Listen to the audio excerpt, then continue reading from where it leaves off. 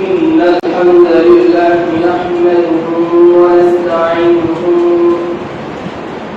ونستغفره ونؤمن به ونتوكل عليه ونعوذ بالله من شرور أنفسنا ومن سيئات أعمالنا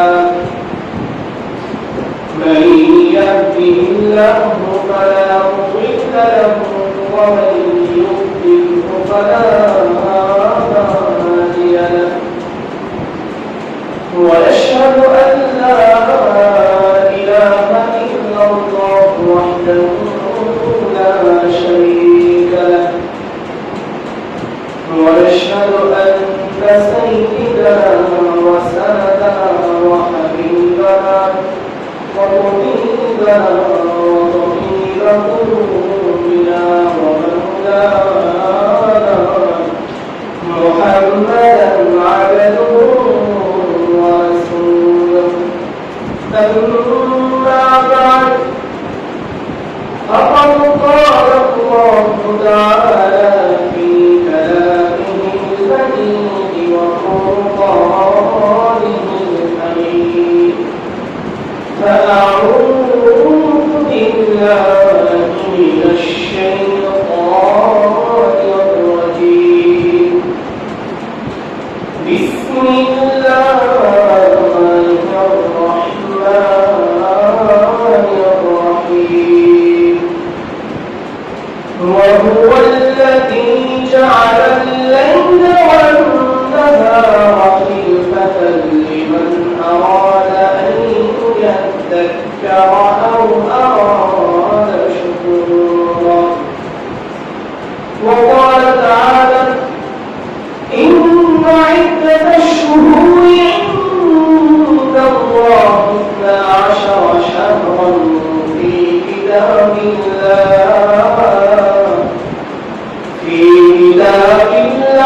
يوم خلق السماوات والأرض منها أربعة حرم ذلك الدين القيم فلا تظلموا فيهن أنفسكم وقاتلوا المشركين كافة كما يقاتلونكم كافة واعلموا أن الله مع المتقين وعن أبي بكر رضي الله عنه عن النبي صلى الله عليه وسلم قال الزواج قد استدار كهيئته يوم خلق السماوات والأرض السنة 12 شهرا منها 4 حرم ثلاثة متواليات ذو القعدة وذو الحجة والمحرم ورمضان الذي بين جمادى وشعبان أو كما قال عليه الصلاة والسلام آمنت بالله صدق الله مولانا العظيم وصدق رسوله النبي الكريم ونحن على ذلك من الشاهدين والشاكرين والحمد لله رب العالمين وقال تعالى في شان حبيبه ومحبوبه إن الله وملائكته يصلون على النبي يا أيها الذين آمنوا صلوا عليه وسلموا تسليما اللهم صل على محمد وعلى آل محمد كما صليت على إبراهيم وعلى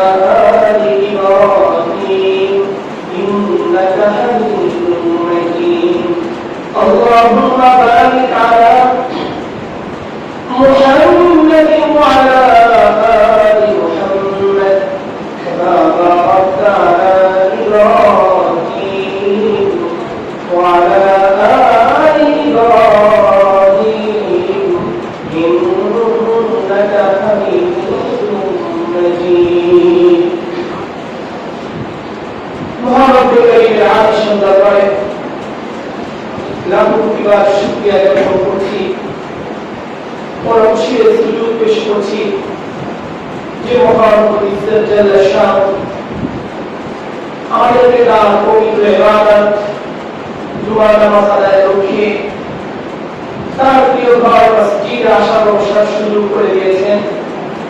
আমাদেরকে সমাজের প্রতিকূল পরিবেশ অবস্থা থেকে রক্ষা করেছেন, যাবতীয় বিপদ আপদ বালা মুসিবত থেকে হেফাজত করেছেন, রোগ শোক থেকে শিফা দান করেছেন, সুস্থ শরীরে তার ইবাদতের জন্য তার ঘরে আসার সুযোগ করে দিয়েছেন, ইবাদতের জন্য আমাদেরকে মনোনীত করেছেন, কবুল করেছেন, সেজন্য শুকর করতে হবে আলহামদুলিল্লাহ। প্রিয় সুধী, আজ 5ই মুহররম 1446 হিজরি সন, আকাশে আসা 1431 বঙ্গাব্দ ও 12 জুলাই 2024 খ্রিস্টাব্দ। আজকে আলোচনায় এই মুহররম মাসের গুরুত্ব ও তাৎপর্য কয়েকটি ভাগে উপস্থাপন করার চেষ্টা করব ইনশাআল্লাহ। সংক্ষেপে আজকে যে বিষয়গুলো সম্পর্কে আলোচনা হবে, হিজরি সনের সংক্ষিপ্ত ইতিহাস নাম্বার 1, হিজরি সনের সংক্ষিপ্ত ইতিহাস নাম্বার 2, হিজরি সনের গুরুত্ব ও প্রয়োজনীয়তা নাম্বার 3, মুহররম মাসের তাৎপর্য নাম্বার 4, মুহররমের ফজিলত নাম্বার 5, আশুরা রোজার তাৎপর্য নাম্বার 6 ও 7, আশুরা রোজার গুরুত্ব ফজিলত নাম্বার 8, আশুরা দিনে করণীয় নাম্বার 9, কত তারিখে রোজা নাম্বার 10, আশুরা রোজার হুকুম নাম্বার 11, আশুরা দিনে বর্জনীয় নাম্বার 12, কারণ মৃত্যুতে করণীয়। এই বিষয়গুলো সম্পর্কে আল্লাহ ভগবান তৌফিক দিলেন। বিস্তারিত আলোচনার ক্ষেত্রে সর্বপ্রথম যে বিষয়টি সেটি হচ্ছে হিজরি সনের ইতিহাস। হিজরি সন এর প্রথম মাস হচ্ছে মুহররম মাস। মুহররম মাস ইসলামী বর্ষ পঞ্জিকার সর্বপ্রথম মাস। রাসূল করিম সাল্লাল্লাহু আলাইহি সাল্লাম ও তার পূর্বে রোমান ও পারসিয়ানদের নিজস্ব ক্যালেন্ডার ছিল। তারা তাদের নিজস্ব ক্যালেন্ডার অনুযায়ী নিজেদের তারিখ গণনা, নিজেদের বর্ষ এই সব হিসাব তারা ঠিক মতো রাখত। কিন্তু আমাদের মাঝে নির্ধারিত কোনো বর্ষ পঞ্জিকা ছিল না। তারা উল্লেখযোগ্য কোনো ঘটনাকে কেন্দ্র করে এর উপর নির্ভর করে তারা কি করতো, তারিখ বলতো যে অমুক ঘটনা এতদিন পর তোমার কাশি হয়েছে, তোমার জন্ম হয়েছে, কিংবা তোমার বাবার মৃত্যু হয়েছে। এই জাতীয় তারা কি করতো, এভাবে তারা তারিখ করে রাখতো নির্দিষ্ট করে ঘটনাকে কেন্দ্র করে। খলিফাতুল মুসলিমিন হযরত ওমর ফারুক রাদিয়াল্লাহু আনহু এর খেলাফতের তৃতীয় অথবা চতুর্থ বর্ষে হযরত আবু মুসা আল-আশআরী রাদিয়াল্লাহু আনহু তিনি তার কাছে পত্র লিখে জানালেন যে খলিফাতুল মুসলিমিন আপনি যে সরকারি ফরমানগুলো জারি করেছে এগুলোর উপরে নির্দিষ্ট কোনো সরকারি না থাকার কারণে প্রশাসনিক জটিলতার শিকার হতে পারে, প্রশাসনিক জটিলতার সৃষ্টি হয়, সমস্যা তৈরি হয়। তখন তিনি হযরত ওমর ফারুক রাদিয়াল্লাহু আনহু সাহাবায়ে কেরামের সাথে পরামর্শ করলেন যে আমাদের কি করণীয়। তখন কোন সাহাবায়ে কেরাম পরামর্শ দিলেন যে রোমান ও পারসি যে ক্যালেন্ডার আছে এই ক্যালেন্ডার আমরা গণনা করে কি করতে পারি, আমরা সরকারি নির্ধারণ করতে পারি। কিন্তু অন্যান্য সাহাবায়ে কেরাম এই মত পছন্দ করে তারা বললেন না, মুসলমানদের স্বতন্ত্র কি থাকা দরকার, বর্ষ পঞ্জিকা থাকা দরকার। এরপরে সাহাবায়ে কেরাম তার মত নিশ্চয় করে কেউ কেউ বললে যে রাসূল করিম সাল্লাল্লাহু আলাইহি ওয়াসাল্লামের মিলাদ তার জন্মদিন থেকে ইসলামী বর্ষ পঞ্জিকার শুরু মাস বর্ষ গণনা করা হোক। আবার কেউ কেউ বললেন রাসূল করিম সাল্লাল্লাহু আলাইহি ওয়াসাল্লামের নবুয়তের সময় থেকে কি করা হোক, ইসলামী বর্ষ গণনা শুরু করা হোক। কেউ কেউ বললেন রাসূল করিম সাল্লাল্লাহু আলাইহি ওয়াসাল্লামের হিজরত থেকে ইসলামী বর্ষ গণনা করা হোক। আবার কেউ কেউ বললেন রাসূল করিম সাল্লাল্লাহু আলাইহি ওয়াসাল্লামের ইন্তেকালের সময় থেকে ইসলামী বর্ষ গণনা শুরু করা হোক। কিন্তু হযরত আলী রাদিয়াল্লাহু আনহু তিনি রাসূল করিম সাল্লাল্লাহু আলাইহি ওয়াসাল্লামের হিজরতের উপরে রাসূল করিম সাল্লাল্লাহু আলাইহি ওয়াসাল্লামের হিজরতের সময় থেকে ইসলামী বর্ষ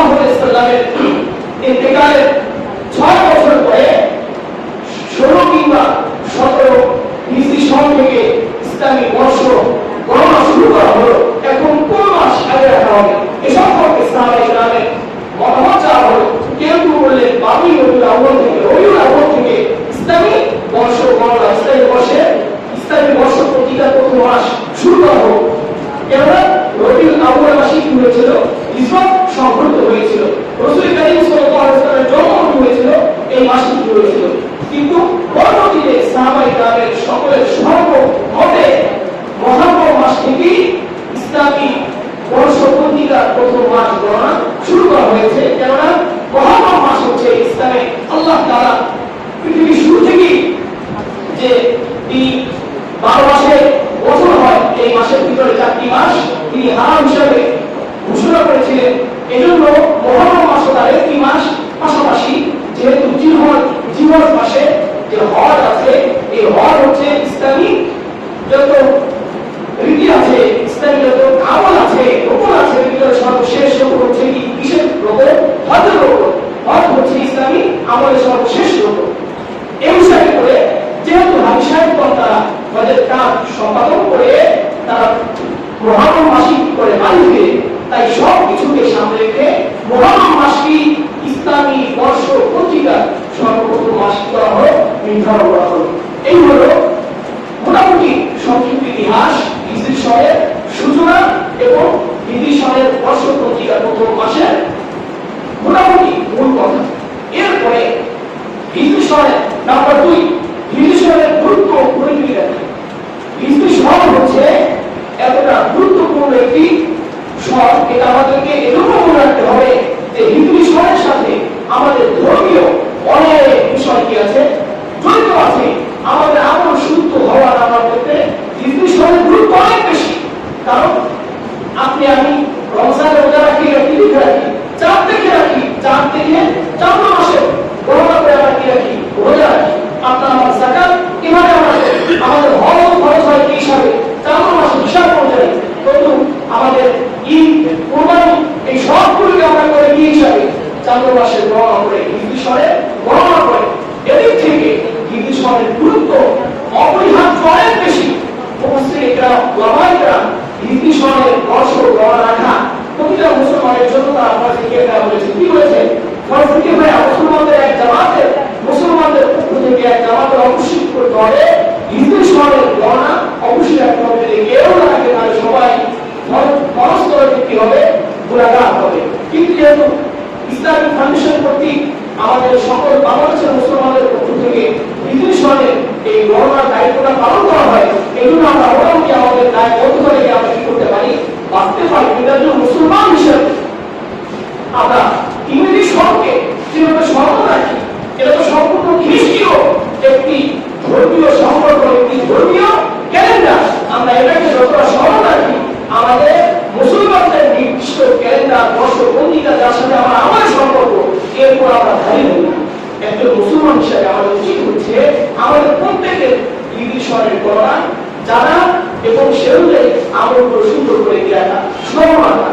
তাহলে আজকে যে মাস চলছে এই মাসের নাম সবাই জন্য বলি, মুহররম মাস। কি মাস জন্য বলি?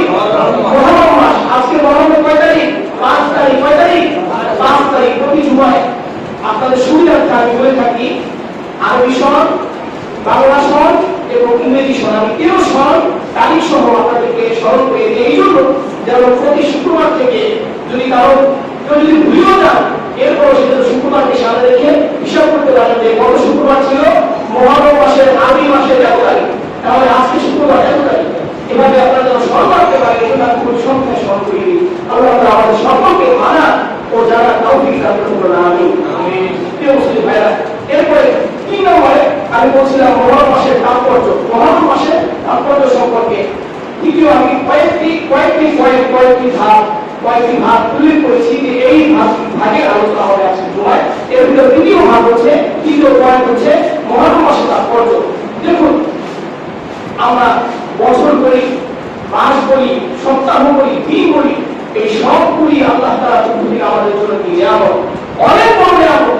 আল্লাহ তাআলা যদি বছরের গণনার সিস্টেম, মাস গণনার সিস্টেম, সপ্তাহ গণনার সিস্টেম এবং দিন গণনার প্রক্রিয়া যদি আমাদেরকে না জানাতেন, আমাদেরকে যদি না সুন্দরভাবে না বুঝানোর সুযোগ দিতেন, তাহলে আমাদের কত কষ্ট হতো, কত বিশৃঙ্খলা হতো, সমাজ পরিচালনা একেবারে নষ্ট হয়ে যেত। এই জন্য আল্লাহ তাআলার পক্ষ থেকে অনেক বড় একটি নিয়ামত যে আল্লাহ তাআলা আমাদেরকে নিযুক্ত করেছেন।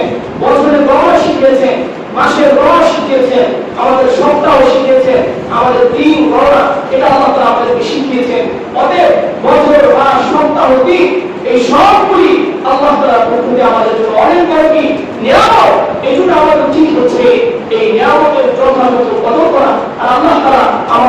এই কথাই জানিয়ে দিয়েছেন। আল্লাহ তাআলা 19 নম্বর পারা পবিত্র কালামুল্লাহ শরীফের সূরাতুল ফুরকানের 62 নম্বর আয়াতে আল্লাহ বলেন ওয়া হুয়াল্লাযী জাআলাল লাইলা ওয়ান নাহারা খিলফাতান লিমান আরাদা আন ইয়াদ্দাক্কারা আও আরাদা শুকুরা। তিনি সত্তা, তিনি সেই সত্তা যিনি দিন এবং রাত্রিকে পরিবর্তনশীল হিসাবে সৃষ্টি করেছেন ওই ব্যক্তির জন্য যে ব্যক্তি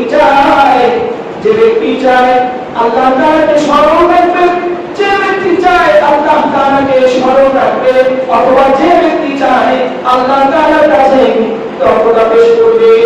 আল্লাহ তাআলার কাছে যে ব্যক্তি আল্লাহ তাআলাকে স্মরণ রাখতে চায় তার জন্য বছর, সপ্তাহ, মাস, সপ্তাহ, দিন এই সব কিছুর পরিবর্তন কিসের জন্য বলি? আল্লাহ তাআলাকে স্মরণ রাখার জন্য। আর দ্বিতীয় হচ্ছে আল্লাহ তাআলার কাছে কৃতজ্ঞতা প্রকাশের জন্য। তাহলে আমরা দিন শুরু করি, আমাদেরকে দিনের শুরুটা কিসের মাধ্যমে হওয়া উচিত বলি? আল্লাহ তাআলার কৃতজ্ঞতা প্রকাশের মাধ্যমে হওয়া উচিত। আমার দিনের শুরুটা কিসের মাধ্যমে হওয়া উচিত বলি? আল্লাহ তাআলার কৃতজ্ঞতা, আল্লাহ তাআলার শুকরিয়া আদায় করার মাধ্যমে আমাদের দিনটা শুরু করা উচিত। এজন্য রাসূল সাল্লাল্লাহু আলাইহি ওয়াসাল্লাম আমাদেরকে শিখিয়েছেন ঘুম থেকে উঠে যে দোয়া করতে হবে, আলহামদুলিল্লাহিল্লাযী আহইয়ানা বা'দা মা আমাতানা ওয়া ইলাইহি নুশুর। আমরা এভাবে কি করে থাকি? ঘুম থেকে উঠে সর্বপ্রথম আল্লাহ তাআলার কৃতজ্ঞতা পেশ করে থাকি, আল্লাহ তাআলার শুকরিয়া জ্ঞাপন করে থাকি। এছাড়াও আল্লাহ তাআলা আমাদেরকে যে দিন রাত্রি নিয়ামত দিয়েছেন, হাদিসে আমাদেরকে যে দোয়া শেখানো হয়েছে, এই দোয়া যদি আমরা করি তাহলে এই পুরো দিনের এবং পুরো রাতের নিয়ামতের শুকরিয়া আদায় হয়ে যাবে। এই সম্পর্কে আমরা মুসলিমদের ফাতাদা কেরাম আমরা হাদিস হযরত আব্দুল্লাহ ইবনে ওয়ান্নাম আল-বায়াসি রাদিয়াল্লাহু আনহু থেকে বলেন, তিনি বলেন রাসূল কারীম সাল্লাল্লাহু আলাইহি ওয়াসাল্লাম বলেছেন মান ক্বালা হিনা ইসবিহু আল্লাহুম্মা মা আসবাহা বি মিন নি'মাতিন ফামিনকা ওয়াহদাকা লা শারীকা লাক ফালাকাল হামদু ওয়া লাকাশ শুকর।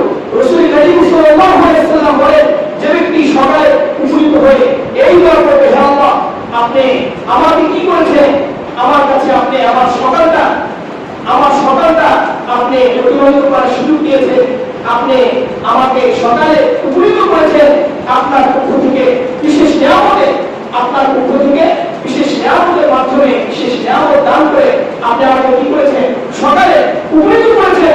লা শারীকা লাক, আপনার কোনো কি নেই, শরীক নেই।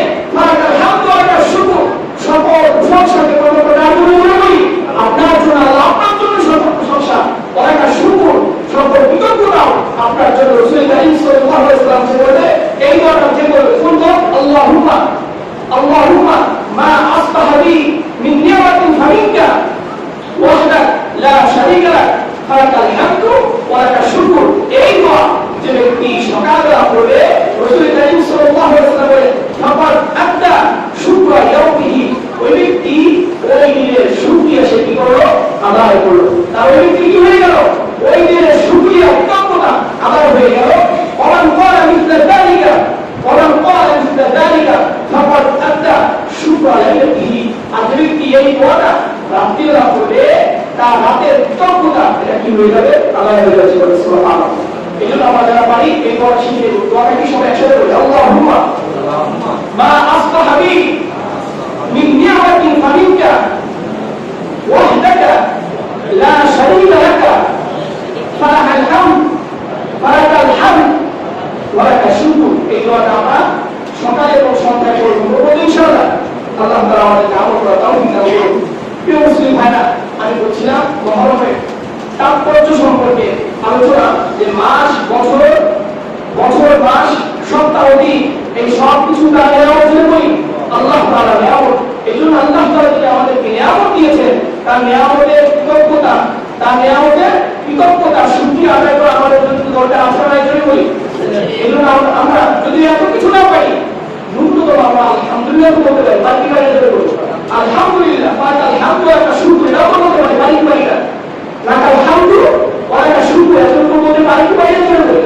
আমাদেরকে এতটুকু বলার অভ্যাস করতে হবে যে আল্লাহ তাআলা আমাদেরকে কত নিয়ামত দিয়েছেন।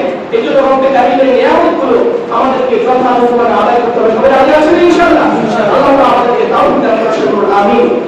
দেখুন, বছর মাসের গণনা, এই বছরের গণনা, এটা আল্লাহ তাআলা যেদিন আসমান ও জমিন সৃষ্টি করেছে সেদিন থেকেই তিনি কি করেছেন, এই সিস্টেম চালু করেছেন। এই সম্পর্কে আল্লাহ তাআলা পবিত্র কালামুল্লাহ শরীফে 10 নম্বর পারা সূরা তাওবা 36 নম্বর আয়াতে আল্লাহ তাআলা বলেন, ইন্না ইদ্দাতাশ শুহুরি ইনদাল্লাহি 12 শাহরান ফি কিতাবিল্লাহ ইয়াওমা খালাকাস সামাওয়াতি ওয়াল আরদ। আল্লাহ তাআলার কাছে যেদিন তিনি আসমান ও জমিন সৃষ্টি করেছেন সেই দিন থেকে আল্লাহ তাআলার বিধানে মাসের গণনা 12টি। কত জন বলি মাসের গণনা 12টি? তাহলে আমরা যে বর্তমান সময়ে 12 মাস গণনা করি এটা আমাদেরকে কে শিখিয়েছেন বলে বলি? কে শিখিয়েছেন বলে বলি? আল্লাহ তাআলা শিখিয়েছেন। কোন দিক থেকে? যেদিন তিনি কি করেছেন, আসমান ও জমিন সৃষ্টি করেছেন। ইয়াওমা খালাকাস সামাওয়াতি ওয়াল আরদ, যেদিন আল্লাহ তাআলা আসমান ও জমিন সৃষ্টি করেছেন সেদিন থেকেই তিনি আমাদেরকে 12 মাসের গণনা শিখিয়েছেন। সেদিন থেকেই আল্লাহ তাআলার কাছে মাসের গণনা কয়টি জন বলি? 12টি। এরপরে আল্লাহ তাআলা বলেন, মিনহা আরবাআতুন হুরুম, এর ভিতরে 4টি মাস হচ্ছে হারাম মাস। কয়টি মাস জন বলি? 4টি মাস হচ্ছে হারাম। আল্লাহ তাআলা বলেন, যালিকা দীনুল কাইয়িম, এটাই হচ্ছে আল্লাহ তাআলার সরল বিধান, এটাই হচ্ছে সঠিক বিধান।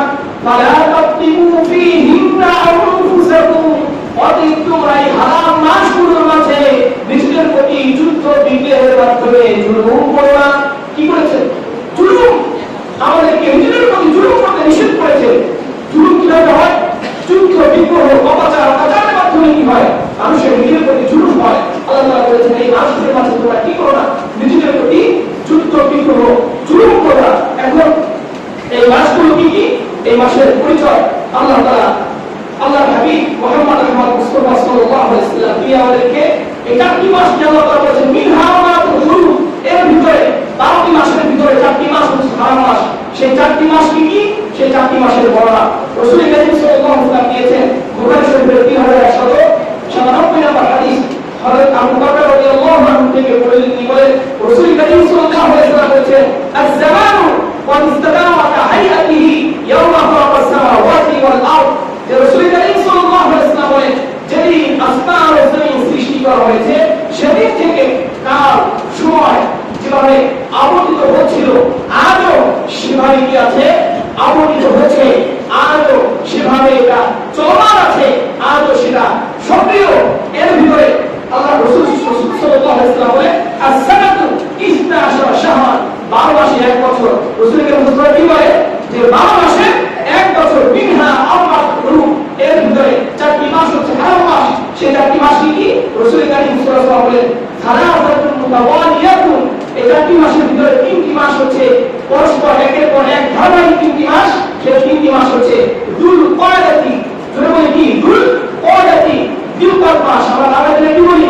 দিলকার মাস। দুল কয়দাতি ওয়া দুল হিজ্জাতি, এবং দিলহাজ মাস, ওয়া মুহাররম এবং মুহাররম। তাহলে দিলকার, দিলহাজ এবং মুহাররম, দুল কয়দা, দুল হিজ্জা, মুহাররম, ধারাবাহিক কয়টি মাস? ধারাবাহিক 3টি। আরেকটি হচ্ছে রজব এবং আরেকটি হচ্ছে রজব মাস।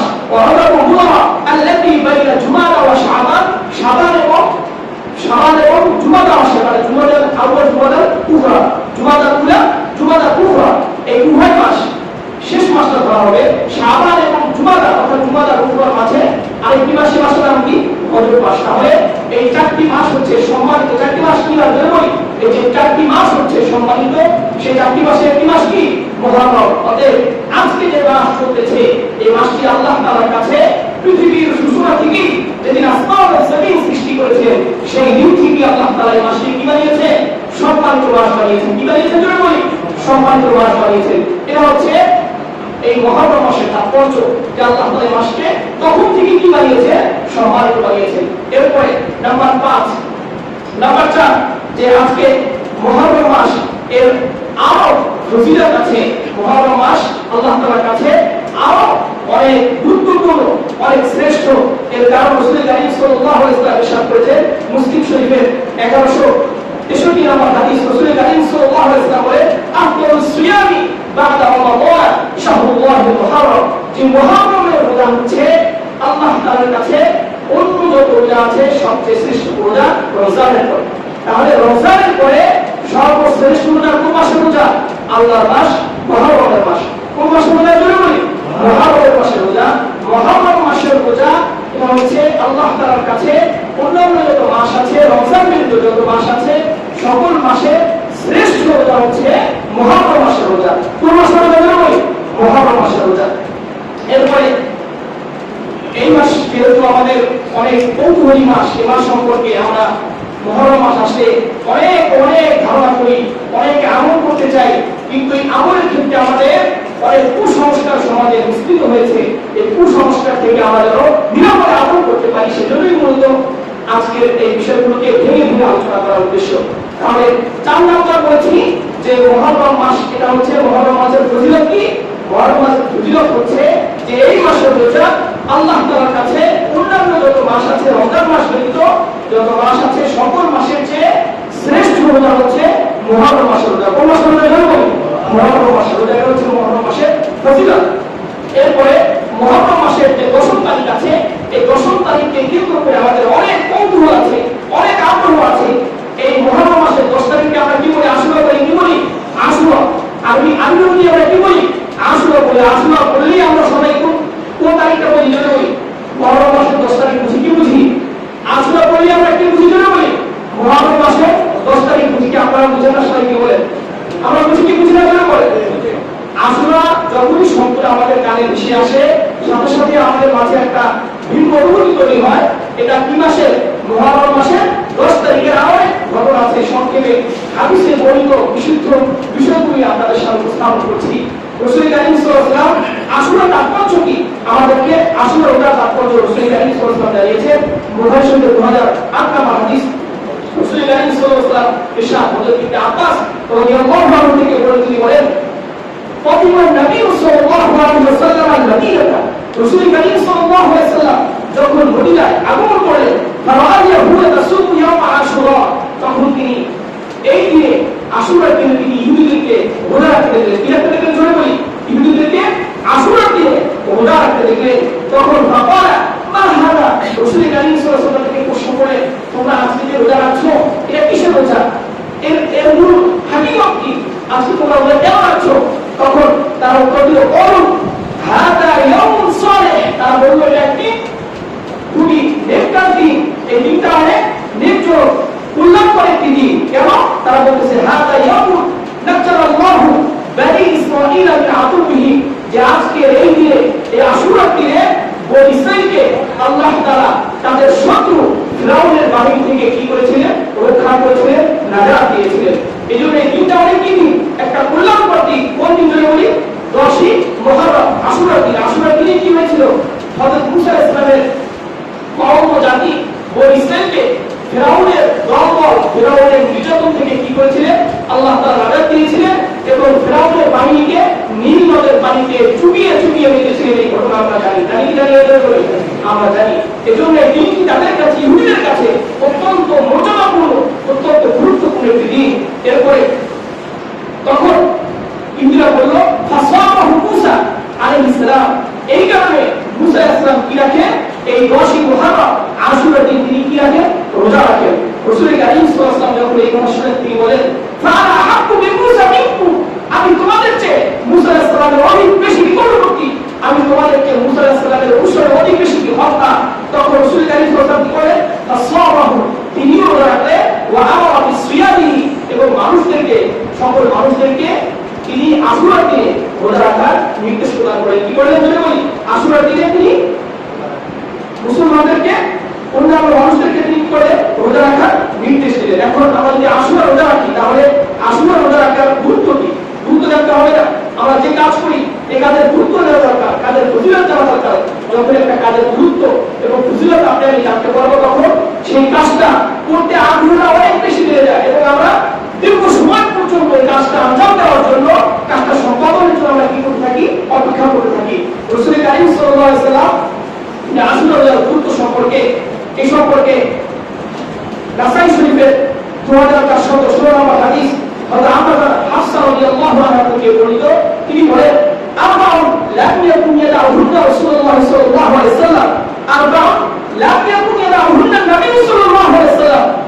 চারটি আমল এমন ছিল রাসূল করিম সাল্লাল্লাহু আলাইহি ওয়াসাল্লাম এই চারটি আমল কখনোই পরিত্যাগ করেনি। কখনোই কি করেননি? পরিত্যাগ করেননি। এই চারটি আমলের একটা আমল হচ্ছে সিয়াম আশুরা। তিনি আশুরা রোজা কখনোই কি করতেন না? পরিত্যাগ করতেন না। তাহলে রাসূল করিম সাল্লাল্লাহু আলাইহি ওয়াসাল্লাম যে আমলটা কখনোই পরিত্যাগ করতেন না, এই কথা যখন আমরা জানতে পারবো আমাদের কাছে এটার গুরুত্ব বাড়বে কি বাড়বে না জোরে বলি? আমাদের কাছে বাড়বে যে আমাদের রাসূল আমাদের প্রাণের অধিক প্রিয়, সর্বাধিক প্রিয় ব্যক্তি, আমাদের মহান আদর্শিক ব্যক্তি মুহাম্মদ সাল্লাল্লাহু আলাইহি ওয়াসাল্লাম আমাদের আইডল। তিনি কখনোই আশুরা রোজা পরিত্যাগ করেননি। অতএব আমরাও কি করব? আশুরা রোজা রাখবো। সবাই হিম্মত আছে তো, সাহস আছে তো, কি বলে? রোজা রাখার ইচ্ছা আছে ইনশাআল্লাহ। আল্লাহ তাআলা আমাদেরকে তাওফিক দান করুন, আমিন। রাসূল করিম সাল্লাল্লাহু আলাইহি ওয়াসাল্লাম কখনোই আশুরা রোজা পরিত্যাগ করেননি। এবং ওয়াল আশরা, জিলহজ মাসের 9টি রোজা, এটা রাসূল করিম সাল্লাল্লাহু আলাইহি ওয়াসাল্লাম কখনো ছাড়তেন না। এরপরে ওয়া সালাসাতা আইয়ামিন মিন কুল্লি শাহরিন, এবং প্রত্যেক মাসের 3টি রোজা রাসূল করিম সাল্লাল্লাহু আলাইহি ওয়াসাল্লাম কখনো ছাড়তেন না। ওয়া রাকাতাইনে ক্বাবলা ওয়াদাতি, এবং ফজরের 2 রাকাত সুন্নাত, এটা রাসূল করিম সাল্লাল্লাহু আলাইহি ওয়াসাল্লাম কখনো ছাড়তেন না। কয়টি আমল? আশুরা রোজা, অর্থাৎ মুহররম মাসে এই যে 10 তারিখের রোজা, এর সাথে আরেকটি রোজা, এইটা রাসূল করিম সাল্লাল্লাহু আলাইহি ওয়াসাল্লাম কি করতেন না? কখনো ছাড়তেন না। জিলহজ মাসের 9টি রোজা রাসূল করিম সাল্লাল্লাহু আলাইহি ওয়াসাল্লাম কখনো ছাড়তেন না। এরপরে প্রত্যেক মাসের 3 দিন রাসূল করিম সাল্লাল্লাহু আলাইহি ওয়াসাল্লাম কি করতেন? রোজা রাখতেন। এরপরে রাসূল করিম সাল্লাল্লাহু আলাইহি ওয়াসাল্লাম ফজর নামাজের যে সুন্নাত আছে, ফজরের 2 রাকাত সুন্নাত কখনোই রাসূল করিম সাল্লাল্লাহু আলাইহি ওয়াসাল্লাম ছাড়তেন না। এটাই হচ্ছে গুরুত্ব যে রাসূল করিম সাল্লাল্লাহু আলাইহি ওয়াসাল্লাম আশুরা রোজা কখনো ছাড়তেন না। এর গুরুত্ব এত বেশি ছিল। অতএব আমরাও রাসূল করিম সাল্লাল্লাহু আলাইহি ওয়াসাল্লামের আমলের গুরুত্ব দিয়ে আমরা কি করব? আশুরা রোজা রাখবো ইনশাআল্লাহ। এরপরে আশুরা রোজার ফজিলত কি? আশুরা রোজার ফজিলত সম্পর্কে তিরমিজি শরীফের 752টা হাদিস হযরত আবু হুরায়রা রাদিয়াল্লাহু আনহু থেকে বর্ণিত। তিনি বলেন রাসূল করিম সাল্লাল্লাহু আলাইহি ওয়াসাল্লাম বলেছেন, সিয়ামু ইয়াউমি আশুরা ইন্নী আহতাসিবু আলা আল্লাহি আন ইউকাফিরা as-সানাতা আল্লাতী ক্বাবলা।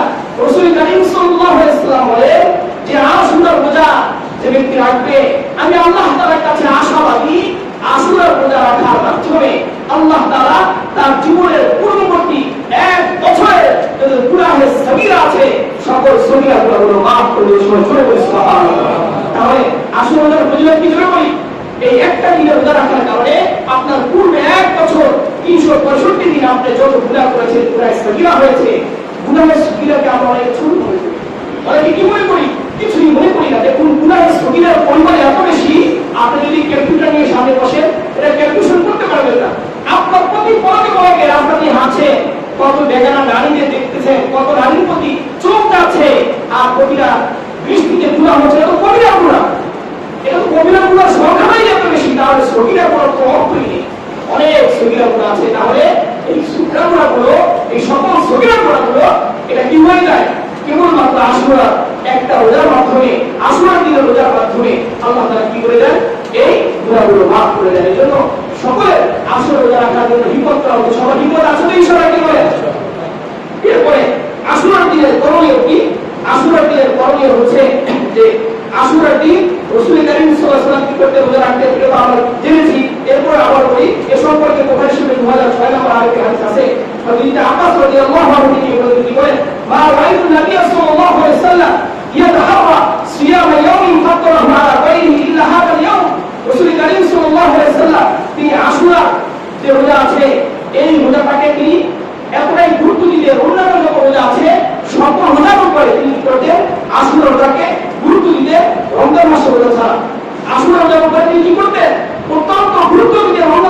অন্যান্য দিনের যত রোজা আছে সকল রোজার চেয়ে তিনি আশুরা দিনের রোজাকে কি করতেন? অনেক বেশি গুরুত্ব দিতেন। ওয়াহাদা শাহর শাহর রমজান, এবং মাসের দিক থেকে তিনি রমজান মাসকে অন্যান্য মাসের চেয়ে বেশি করে তিনি গুরুত্ব দিতেন। তাহলে রোজার দিক থেকে আশুরা রোজাকে তিনি অন্যান্য রোজার চেয়ে গুরুত্ব দিতেন, আর মাসের দিক থেকে রমজান মাসকে তিনি অন্যান্য মাসের উপর কি করতেন? গুরুত্ব দিতেন। এরপরে আমরা আশুরা রোজা রাখবো কয় তারিখে? কয় তারিখে আমরা কি করবো? আশুরা রোজা রাখবো। আমরা তো জানলাম যে 10ই মুহররম রাসূল করিম সাল্লাল্লাহু আলাইহি ওয়াসাল্লাম কি করেছেন? আশুরা রোজা রেখেছেন। এরপরে সাথে সাথে কি করতে হবে? আশুরা দিনে আমাদেরকে আরো একটি কি করতে হবে? এই আশুরা রোজার সাথে আমাদেরকে আরো একটি রোজা রাখতে হবে। 2টি রোজা। কয়টি রোজা ধরে বলি? 2টি রোজা রাখতে হবে। কারণ কি? এর কারণ হচ্ছে ইহুদিরাও যেহেতু কি করে, তারা 10ই মুহররম তারা কি করে? তাদের নবীর শরণার্থে, তাদের এই শুভ দিনের শরণার্থে তারা কি করে আশুরার দিনে 10ই মুহররম রোজা রাখে। এখন আমরা যদি করে শুধু একটা রোজা রাখি তাহলে ইহুদিদের সাথে আমাদের কি হয়ে গেল, সাদৃশ্য হয়ে গেল। এই জন্য রাসূল কারীম সাল্লাল্লাহু আলাইহি ওয়াসাল্লাম আমাদেরকে ইহুদিদের বিরুদ্ধে দেওয়ার জন্য আশুরার দিনের রোজার পাশাপাশি আরো একটি রোজা রাখার জন্য আমাদেরকে কি করেছেন, নির্দেশ প্রদান করেছেন। এখন আরো একটি রোজা, এটা কি আমরা 9 তারিখে রাখবো, 9ই মুহররম রাখবো নাকি 11ই মুহররম রাখবো? যেহেতু 10ই মুহররম কি করবো, একটা রোজা অবশ্যই রাখবো। এর পাশাপাশি 9ই মুহররম রাখবো নাকি 11ই মুহররম রাখবো, এ সম্পর্কে রাসূল কারীম সাল্লাল্লাহু আলাইহি ওয়াসাল্লাম থেকে বর্ণিত আছে। তিরমিজি শরীফে 755 নম্বর হাদিস, হযরত আব্বাস রাদিয়াল্লাহু আনহু থেকে বর্ণিত, বলেন আমার রাসূলুল্লাহ সাল্লাল্লাহু আলাইহি ওয়াসাল্লাম সিয়াম আশুরা বিসাওমি আশুরা, রাসূল কারীম সাল্লাল্লাহু আলাইহি ওয়াসাল্লাম তিনি কি করেছেন, আশুরা রোজা রাখার নির্দেশ দিয়েছেন। ইয়াউমুল আশির, কতদিনে, 10তম দিনে তিনি কি করেছেন, আশুরার দিনে রোজা রাখার নির্দেশ দিয়েছেন। এই সম্পর্কে আব্বাস রাদিয়াল্লাহু আনহু থেকে আরেকটি হাদিস আছে, যার নাম কল সুমুত তাসিআ ওয়াল আশিরা, সুমুত তাসিআ ওয়াল আশিরা, তোমরা 9 তারিখে এবং 10ম তারিখে তোমরা কি রাখো, রোজা রাখো। ফাকালিফুল ইয়াহুদ, এবং ইহুদিদের তোমরা কি করো, বিরোধিতা করো। তাহলে আমরা রোজা রাখবো কয় তারিখে শুরু করি, 9 তারিখে এবং কয় তারিখে, 10 তারিখে। 10ই মুহররমের সাথে আমরা 9ই মুহররম কি রাখবো, রোজা রাখবো, এটা হচ্ছে উত্তম। কিন্তু হাদিসে এটা আছে, এটা কি উত্তম, এই দিনে রোজা রাখা 9 এবং 10 এই দুই দিনে রোজা রাখা মুস্তাহাব। রোজা রাখা কি হবে, মুস্তাহাব আমল। 9 এবং 10 তারিখে রোজা রাখা মুস্তাহাব আমল, সুন্নাত আমল।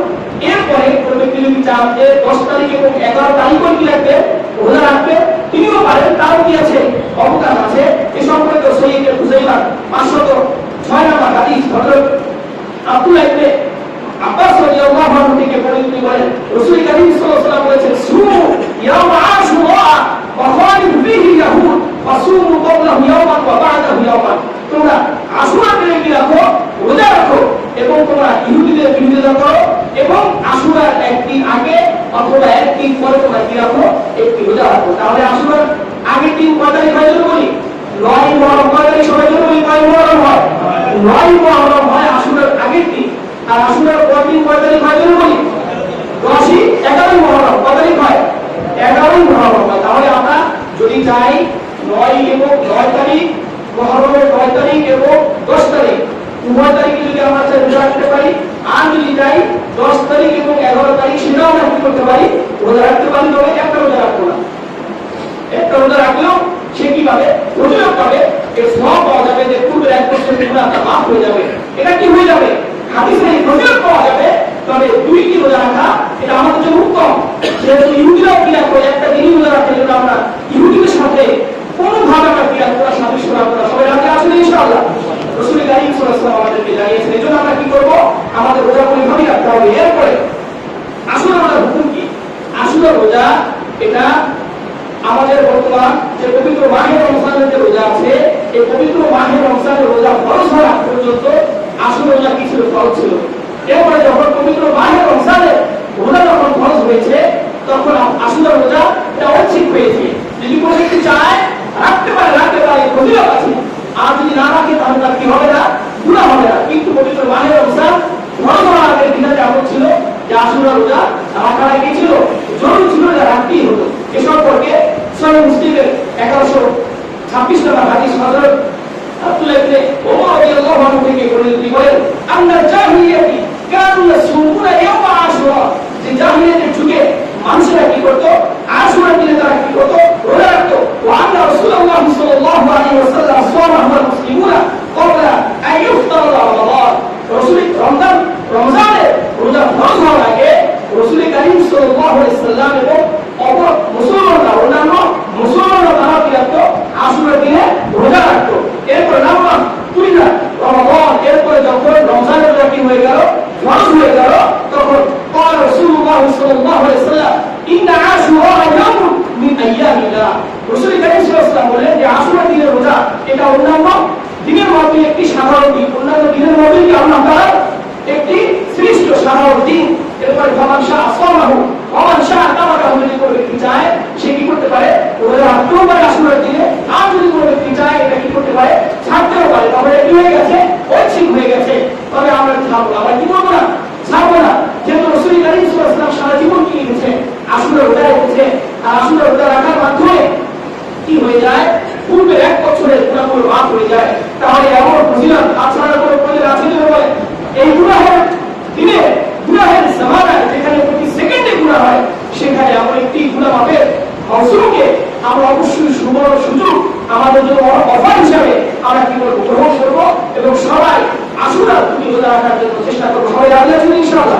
আল্লাহ তাআলা আমার সম্পর্কে আমার কথা দান করে শুনুন। আমি এরপরে একটু মুসলিম ভাইরা, আশুরার দিনে আমাদেরকে বর্জনীয় অনেকগুলো বিষয় আছে, যে কাজগুলো আমাদের কি করতে হবে, বর্জন করতে হবে। এর ভিতরে 1 নাম্বার হচ্ছে তাজিয়া মিছিলদের করা, যেটা শিয়া সম্প্রদায়রা, শিয়া সম্প্রদায়ের লোকেরা যেখানে বসবাস করে, পুরান ঢাকায় আছে, মোহাম্মদপুরে আছে, এরপরে দেশের বাইরে ইরান আছে, ইরাক আছে, আরো বিভিন্ন সিরিয়ার কিছু প্রদেশ আছে, বিভিন্ন জায়গায় যেখানে শিয়ারা বসবাস করে, তারা কি করে তাজিয়া মিছিল বের করে, তাদের দেখা দেখি আমাদের মুসলমানদের প্রতিবেশ সন্তানেরা না জানার কারণে তারাও কি করে তাদের তাজিয়া মিছিলে শরীক হয়। তাজিয়া মিছিল এটা করা যাবে না। তাজিয়া মিছিল কাকে বলে? তাজিয়া মিছিল হচ্ছে কবরের মতো কিছু একটা বানিয়ে, কবরের মতো কিছু একটা বানিয়ে তার সামনে নজরানা পেশ করা। হিন্দুরা যেভাবে কি করে বিভিন্ন মন্দিরে গিয়ে তারা যেভাবে কি করে প্রতিমার জন্য কিছু উৎসর্গ করে, কিছু জিনিস কি করে তারা বিসর্জন দেয়, কিছু জিনিস তারা কি করে উৎসর্গ করে, এই হিন্দুদের মতো শিয়াও কি করে একটা কবরের মতো মাজার বানিয়ে, তাহলে হোসাইন রাদিয়াল্লাহু আনহু কি বানিয়ে মাজার বানিয়ে সেখানে তারা কি করে কোনো জিনিস বিসর্জন দেয়। তাহলে বলুন এটা কি কখনো মুসলমানদের কালচার হতে পারে? এটা হিন্দুদের কালচার। আপনি কবর বানিয়ে সেই কবরের কাছে কোনো কিছু বিসর্জন দেওয়া, কোনো কিছু রাখা, কোনো কিছু নজরানা পেশ করা, এটা একদম সুস্থ মস্তিষ্ক সম্পন্ন মানুষ যদি ভাবে আর এটা তো একটা সম্পূর্ণ ফালতু কাজ, ঠিক আছে, এটা সম্পূর্ণ ফালতু কাজ, এর সাথে মুসলমানদের আমলের ইমানের কোন সম্পর্ক নেই, ন্যূনতম সম্পর্ক নেই। এটা হচ্ছে সম্পূর্ণ হিন্দুয়ানি কালচারের সাথে, সম্পূর্ণ হিন্দুদের কালচারের সাথে নিয়ে যায়। তারা যেভাবে প্রতিমার সামনে কি করে তারা বিসর্জন দেয়, তাদের পোশাক এটাও পোশাকের মতো হয়ে যায়। এই জন্য আমরা কি করবো, তাজিয়া মিছিলে অংশগ্রহণ করবো না। রাজি আছে সবাই? কি বলে কৃষ্ণের জন্য ভাই তোমাদেরকে বলছি, তোমরা তো বুঝো না, ওইখানে বিভিন্ন ক্যামেরা থাকে, সব সেলিব্রিটি হওয়ার জন্য কি করে সামনে গিয়ে নাচানাচি করে, কি করে সামনে গিয়ে নাচানাচি করে ভাইরাল হওয়ার জন্য, যুবকরা যায় ভাইরাল হওয়ার জন্য। তুমি এখানে যাওয়ার পরে তোমার ইমানে খতনা চলে আসছে, তোমার সাথে শিরকের বন্ধন পাওয়া যায়, তাহলে তুমি সেখানে কেন যাবে? এই জন্য তাজিয়া মিছিলে কোন মুসলমানের সন্তান কখনো অংশগ্রহণ করতে পারে না, এটা সম্পূর্ণ হারাম। এই জন্য তাজিয়া মিছিলে অংশগ্রহণ করবো না, নাম্বার 1। 2 নম্বর হচ্ছে মুছিয়া পাঠ করা, তাদের বিভিন্ন শোক গাথা, মুছিয়া শোক গাথা, বিভিন্ন কবিতা আবৃত্তি করা, এটাও করা যাবে না। কোন দিন? 10ই মুহররম।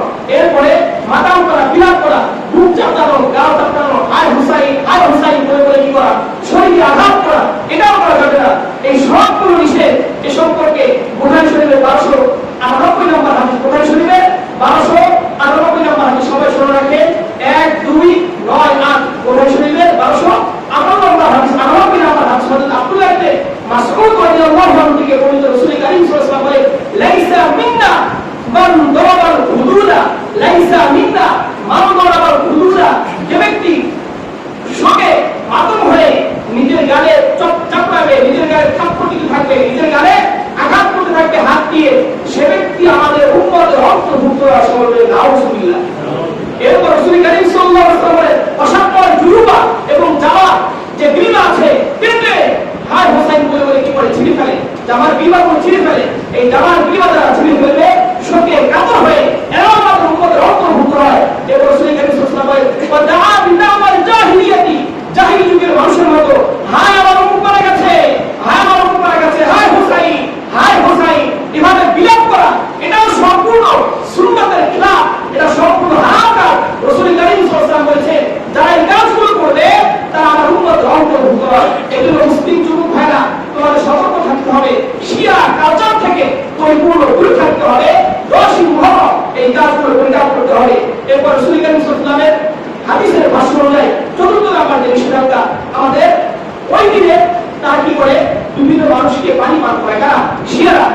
10ই মুহররম বিভিন্ন মানুষকে তারা কি করে পিপাসাদেরকে পানি পান করে, 10ই মুহররম পিপাসাদেরকে পানি পান করে, এটাও বিদআত। আপনি জনকল্যাণমূলক মানুষকে, তৃষ্ণার্ত মানুষকে পানি পান করা অবশ্যই এটা সওয়াবের কাজ, সদকার কাজ, কিন্তু 10ই মুহররম এটাকে জরুরি মনে করে করা হয়, এটা সম্পূর্ণ বিদআত, এটাও করা যাবে না। এরপরে 5 নাম্বার হচ্ছে ইসালে সওয়াবের জন্য কিছুটি করা, রান্না করে মানুষকে খাওয়ানো, 10ই মুহররম যে এই দিন করতে হবে উন্নতি করা যাবে না, এটাও সব হারাম, এটা করা যাবে না। এরপরে বাচ্চাদের খালি পায়ে হাঁটানো কি করা হয়, সেটা কি করে তাদের বাচ্চাদেরকে খালি পায়ে হাঁটায়। কুরআন থেকে গেলে আপনারা দেখতে পারবেন, আমি কাউকে যাওয়ার জন্য বলবো না, যদি কেউ যারা গিয়েছে তারা দেখেছে, কেউ যাবে না সেখানে, তারা কি করে বাচ্চাদেরকে খালি পায়ে হাঁটায়। এরপরে ঢোল তবলা বাজায়, তারা কি করে ঢোল তবলা বাজায়, এভাবে বাজিয়ে বাজিয়ে তারা কি করে সব মাত্র তারা প্রকাশ করতে থাকে। এই কাজগুলো যেগুলো বলা হলো সম্পূর্ণ এটা পরিহার করতে হবে, পরিত্যাগ করতে হবে, পরিত্যাজ্য। এই কাজগুলোর সাথে ইসলামের ন্যূনতম সম্পর্ক নেই। যে কোনো ব্যক্তি করে তার গুনাহ হবে, কি হবে বলি গুনাহ হবে। তাহলে শিয়াদের এই কালচার আমরা পরিহার করতে রাজি আছি ইনশাআল্লাহ। শিয়াদের এই কালচারগুলো আমাদের পরিত্যাগ করতে হবে। এরপরে যদি কোনো ব্যক্তি ইন্তিকাল করে, কোনো ব্যক্তি যদি কি করে ইন্তিকাল করে, তার জন্য নির্দেশনা ইসলামে আছে নাই করে বলি। হযরত হুসাইন রাদিয়াল্লাহু আনহু শাহাদাত, এটা অত্যন্ত মর্মস্পর্শী হৃদয় বিদারক একটি ঘটনা। এটাকে আমরা অবশ্যই কি করি, এর জন্য সমবেদনা পেশ করি, আমরা তার রূহের মাগফিরাত কামনা করি, তার জান্নাতের সর্বোচ্চ মাকাম কামনা করি। কিন্তু 10ই মুহররম এগুলো আমরা কোনো কিছুই করব না। 10ই মুহররম শ্রেষ্ঠ হওয়ার জন্য, 10ই মুহররম শ্রেষ্ঠ হওয়ার জন্য, এর ফজিলতের জন্য হযরত হুসাইন রাদিয়াল্লাহু আনহু শাহাদাতের ঘটনার উপর সম্পর্ক নেই। বরং 10ই মুহররম শ্রেষ্ঠ হয়েছে কোন দিন থেকে যদি বলি, কোন দিন থেকে আমাদেরকে শুনিয়েছি, কোন দিন থেকে, যেদিন আসমান ও জমিন সৃষ্টি করা হয়েছে, সেই দিন থেকেই আল্লাহ তাআলার কাছে কি মাত্র শ্রেষ্ঠ।